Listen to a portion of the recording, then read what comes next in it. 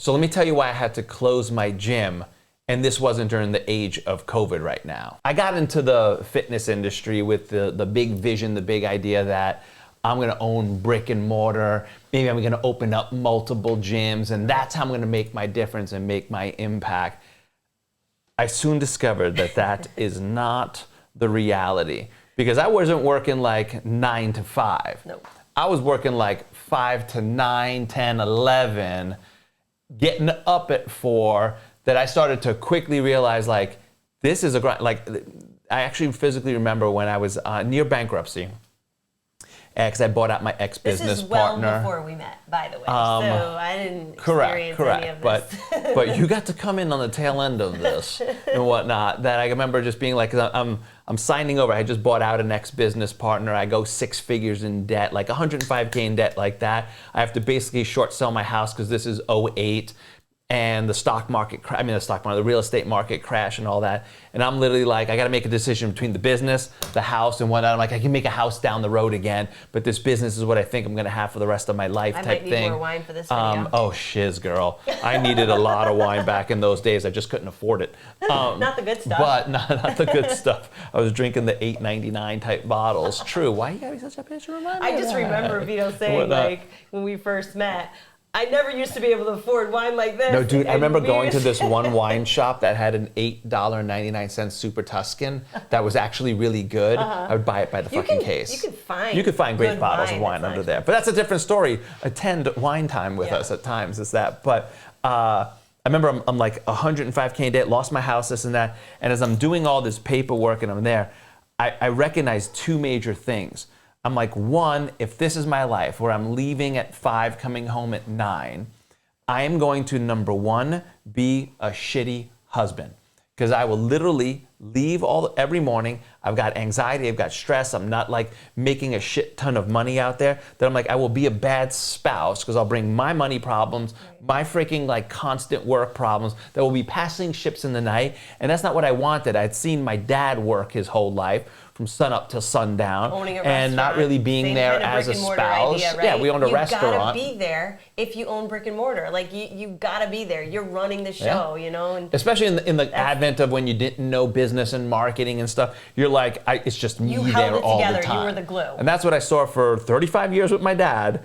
And I was just like, I'm going down the same path as what my dad's life was as a spouse. And I'm like, I don't want that for my future spouse.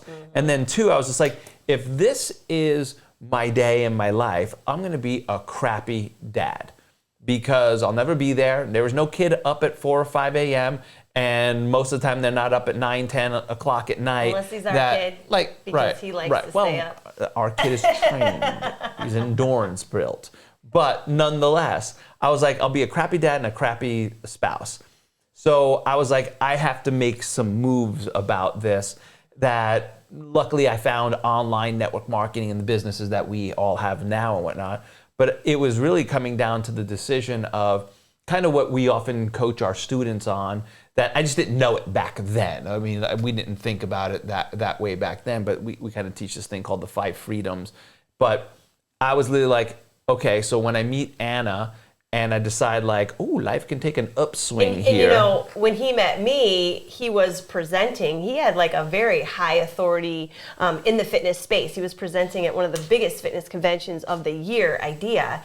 And I went to attend his conference, and he was talking about the anatomy of a fitness business. So he was actually really well informed of how to run a successful business, because you had been through the ringer. You had been running a brick and mortar. You had been figuring out through your masterminds and mentors how to actually be right. But here's the thing about that, like it was high revenue, well, good revenue. We're probably doing $500,000 a year or whatnot for a small 3,000 square foot gym and whatnot. That's good revenue. We were maxing out, but everything was going out the door. Everything was going to trainers and staff and this, and to try to figure. Really so it wasn't like financial freedom. You were like, I'm getting by. I've got the bear to mend it. So it appeared great on paper. It appeared great but behind the scenes, you're like, I'm not banking a ton. Right. But also by the time I met you, I had started the network marketing business with Beachbody. I had started selling my info products. So at that point, I started to scale out and start recognizing that I'm going to make this shift from brick and mortar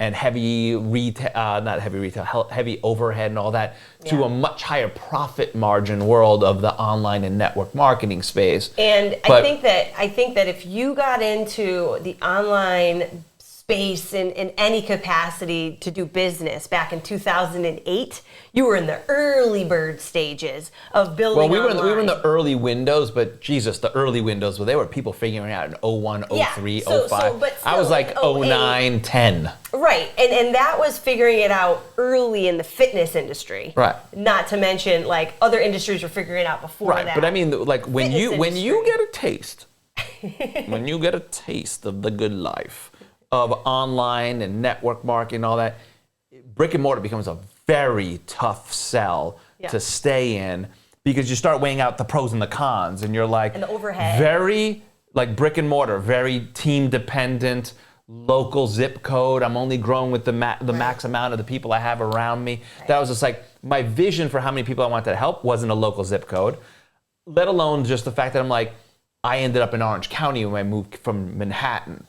I just didn't know shit about Cali. That I was like, after 10 years in Orange County, I'm like, no offense, Orange County, whatnot. It's not that there's not great people and all that, but I was like, I'm going to blow my brains out for what I wanted to, like, live in. No.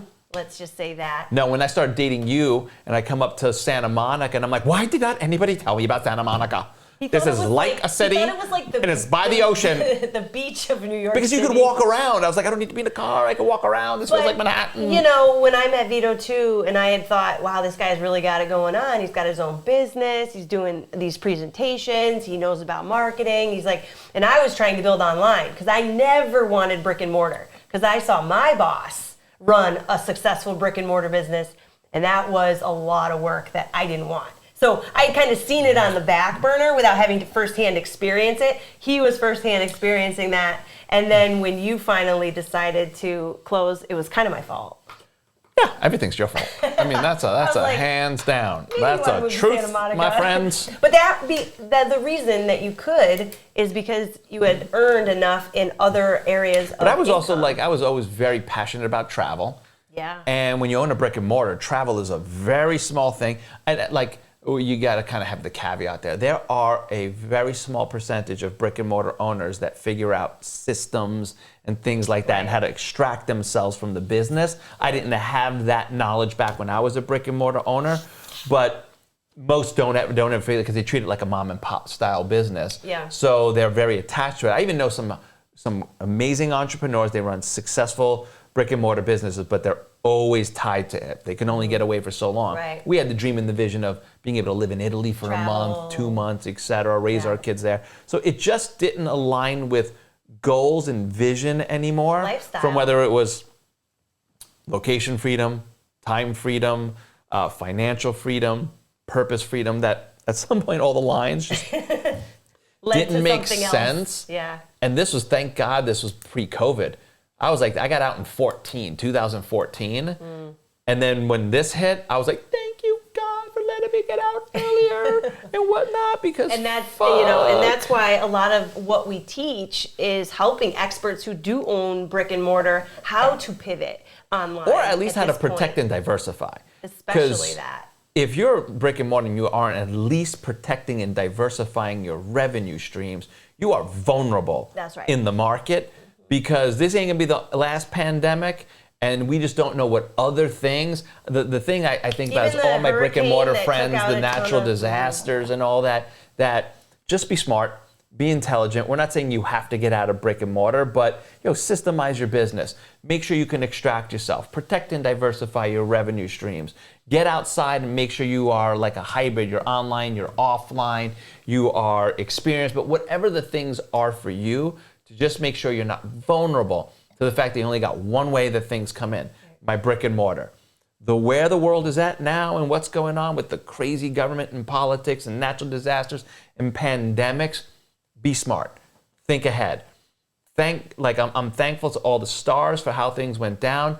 Now we serve and help so many of our people to think this way, to act this way. That's the main thing. If you take nothing out of this, that you're aware now that anything can happen.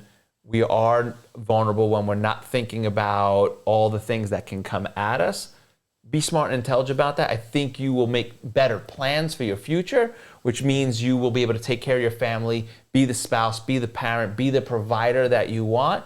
And that means you can live into hopefully this freedom life that we really want to make sure that you get a little taste of, a little swirl of what can be in the glass of freedom. You know what I'm saying? It. Yeah. Cool. If you like that kind of stuff, be sure to stay tuned. Subscribe to the channel, leave some comments below. If you're like, I want to know how do I start making these kind of pivots and stuff like that, we always have trainings and ways to help you out with that. So cheers to your freedom, my friends. Cheers, guys. Peace. Peace. Hey, thank you so much for watching this video. If you enjoyed it, consider hitting the like button below. And if you want to know how to go and build an online coaching brand that can do $500,000 plus with under 100 people so you don't have to live on social media, we created a free training that you can access just by hitting the link in the description below.